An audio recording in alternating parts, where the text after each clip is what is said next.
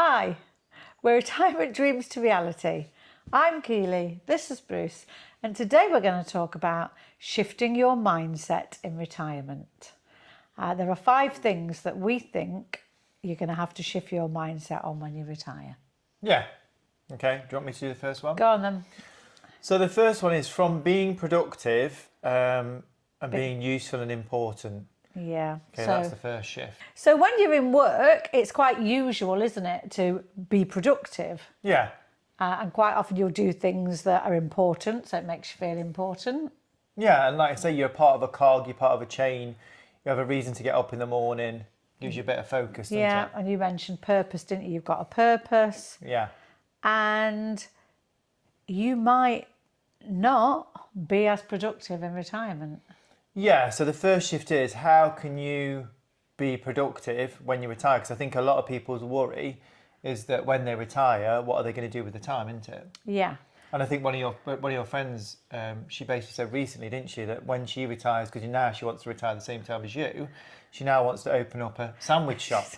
We need to get a little business going. Yeah, and so again, I think already people get a bit scared of thinking, oh my God, how do I fill the hours? I've got to do something useful. Yeah. So my view on that is you can shift your mindset so that you don't actually have to always do something useful. You don't have to be productive.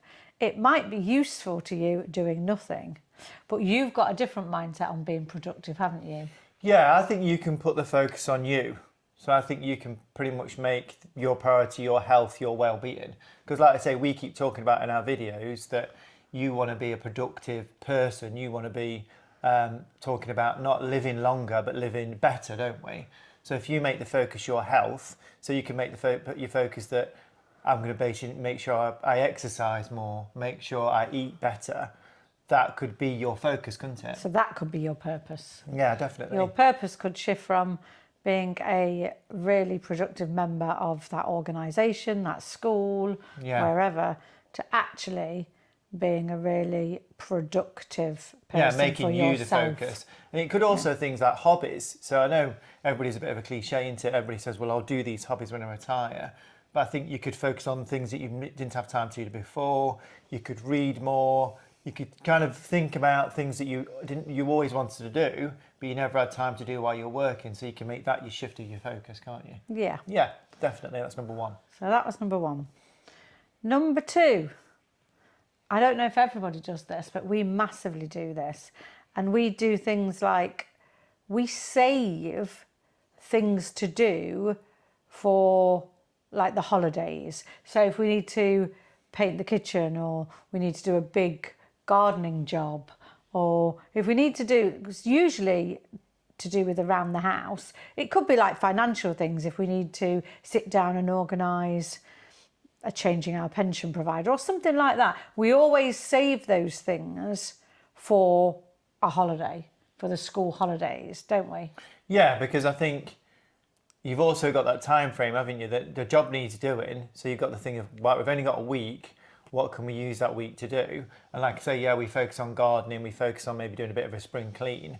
So then the shift from that to there is no time constraint. There is no time constraint. You don't have to put things off until you've got that block of time to do it in. Yeah, and we discussed this, and I think we had a different way of looking at it. See, my worry is I do work quite well to schedules and routines. So my worry is that we'll go, oh, we need to do that job, and we'll go, oh, we've got all week, we've got all year, and putting it off. I mean, that's going to be an interesting shift for us. Do we still just get on with it and get it done, because we tend to do that, or will we put jobs off? We're not sure until we retire, are we? Yeah, that'll be a really interesting one, that if there is something that you know is going to take you a couple of days or all day one day, and you're too tired to do it at the weekend, well, you won't be, will you? So you can just get on and do it. So yeah, that'd be an interesting shift. Yeah, shifting those saving things. Yeah, jobs that you can do in the holidays that you can do at any time you want. Bro, yeah, that'd be interesting. Number 3. So as teachers, and I'm sure this is the same for any job. Not just teachers. Yeah, I'm sure it's the same for any job. But we we both always get really bad blues on a Sunday. We hanker down, don't we, on a Yeah, Sunday?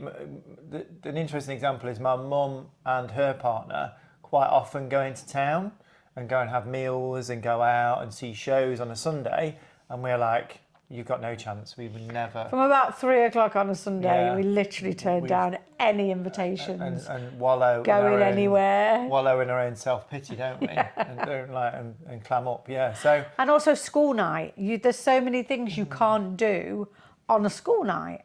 yeah, because again, you're too tired or you're thinking about the next day, yeah. So that shift of will every day be the same?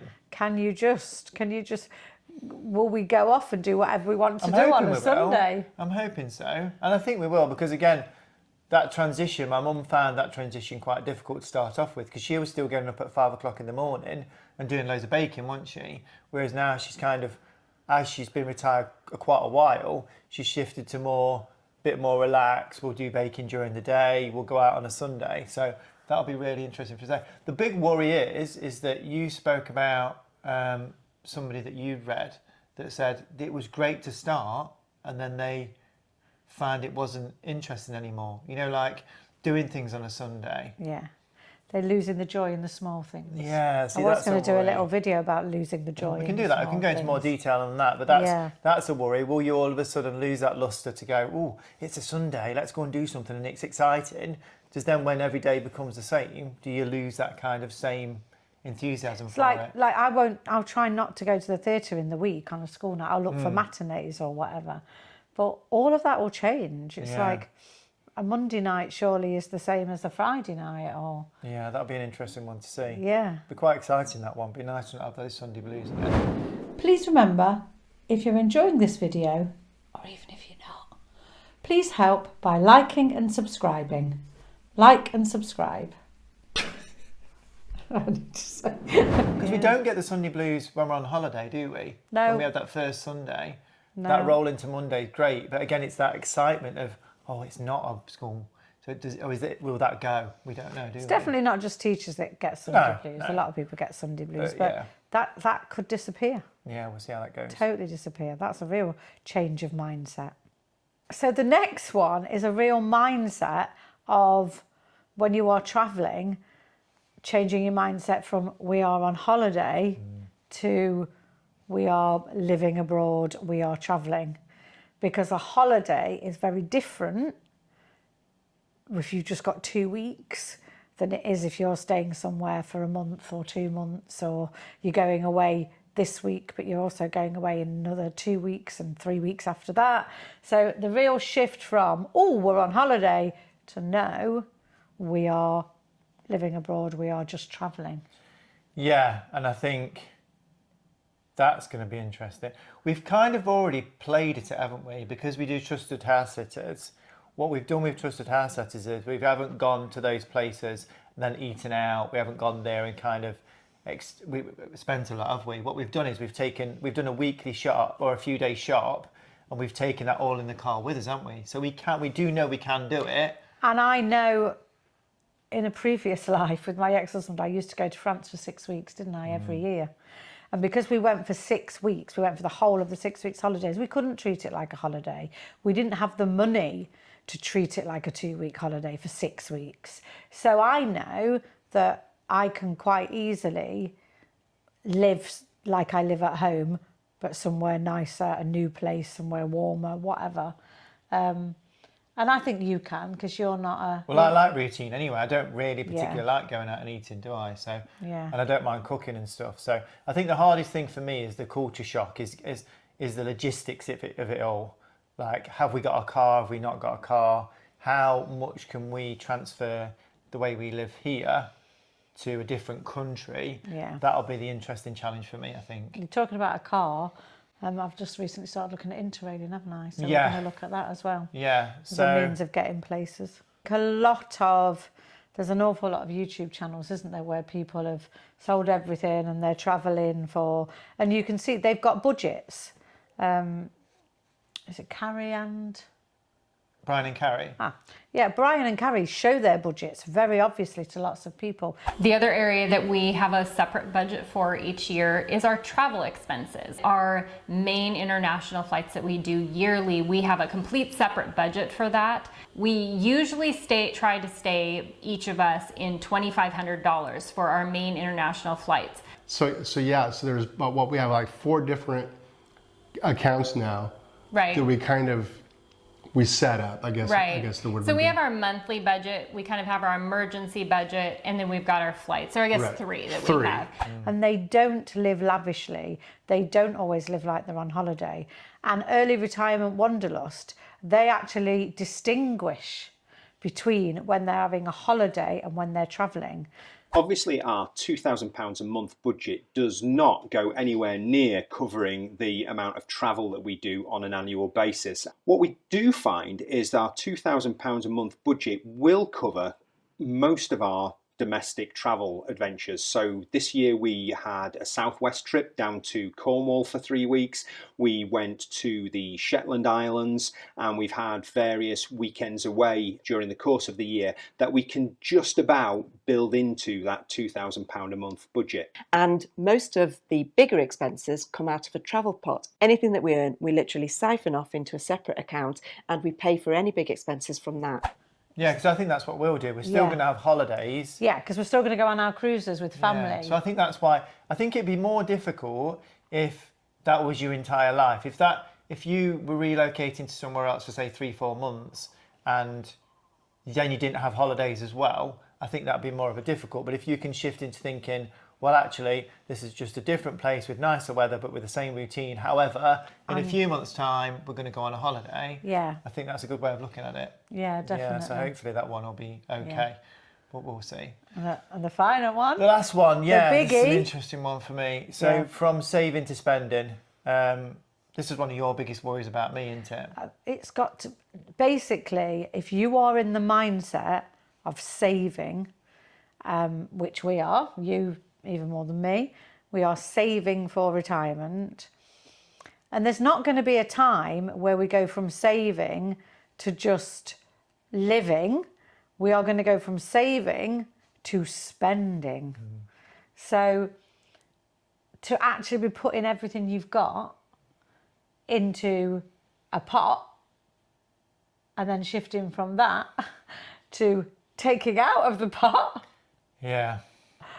I think that, I mean, I've done quite a bit of research, I've read quite a lot, and some people do struggle with that. Hopefully will make me realise that when I come to retire, that I've done the hard work and now I reap those rewards. Yeah. And I think as well, we haven't got the capacity to save when we're retired anyway. So hopefully I'll be a bit because more... I'll be coming out of that pot. Yeah, we haven't got that money to do it. So hopefully I'll be a bit more mature and realise actually, but it will be a difficult thing for me because I've always been a saver. Yeah. And it's always been part of my personality, and I like that cushion, but then go from spending that cushion will be an interesting... You've got to have faith in the numbers as well, I think. Yeah. You've got to have, as long as you've got faith in the numbers, you should be less fearful or wary of spending. Yeah, and I think one of people's biggest fears, isn't it, is running out of money, isn't it? Yeah. And because we're retiring early, I think You're that's really probably quite early, a aren't big... you? Yeah, so that's quite a big fear for us, but we've done the numbers. And I think as well, we're good at adapting. We don't have lavish lifestyles, do we? No. So we know that we can tighten our belts at points, and if we've had a difficult year, we'll make it work, won't we? I think one we haven't mentioned as well is the fact that seeing friends and family. I'm not too bad because I can speak to my friends and family over phone or whatever, and that's enough. But you do tend to socialise quite a bit, don't you? I go through, everybody goes through phases in life, don't they? But I spend a lot of time at the minute with my family. Yeah. So I think being in, say, Portugal for 3 months, how is that going to affect your mindset? Yeah. Are you going to be able to shift from seeing people quite often to actually, no, 3 months? I mean, we talked about maybe you coming home during those 3 months, didn't we? I can Yeah. FaceTime people. Yeah. I can. So that'd be an interesting one. My son, I would never have thought that I could manage with seeing my son twice a year. Yeah. And I do. Yeah. So... And I used to live at home. Before he left, he lived at home. Yeah. I saw him every single day. Yeah, so it's a bit of a little you extra adapt, one. don't you? People Yeah. adapt. But- So yeah, they are our 5/6 Yeah, mindset shifts. Yeah. Mindset shifts. Yes, yeah. Is there anything you think you might struggle with shifting your mindset? Is there anything you are struggling with that you've, since you've retired that you're, Is there anything we've missed? yeah, there probably is quite a bit, but yeah. Yeah. Okay. So that's Retirement Dreams to Reality. Thank you for watching.